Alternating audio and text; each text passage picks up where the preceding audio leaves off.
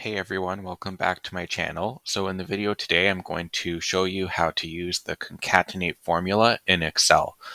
So in my last video, I showed you how you could split a cell into two different columns, or split one column into two different columns using the text to columns formula. And in this video, I thought it would be fun to show you how to put the two columns back together.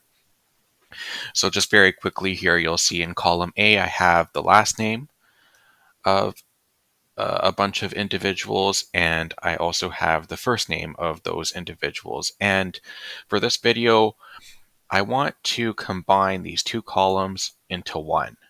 And we can do that using the concatenate formula. So we're just going to go into an empty column here. I'm going to type equals concatenate. And basically what this allows us to do is to combine multiple strings into one text string. So I'll open bracket.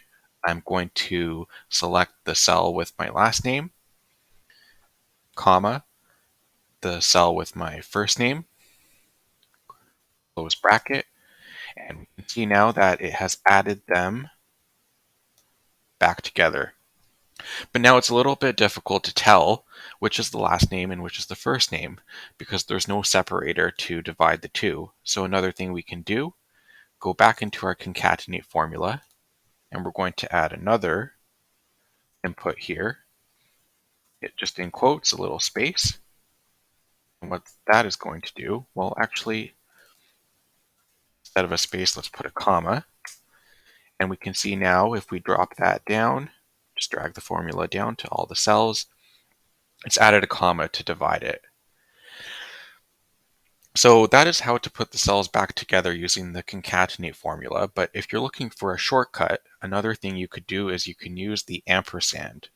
So basically the and sign, if you go equals the first cell that we want to join, add an and, do a comma again, in quotes, and then another and first name.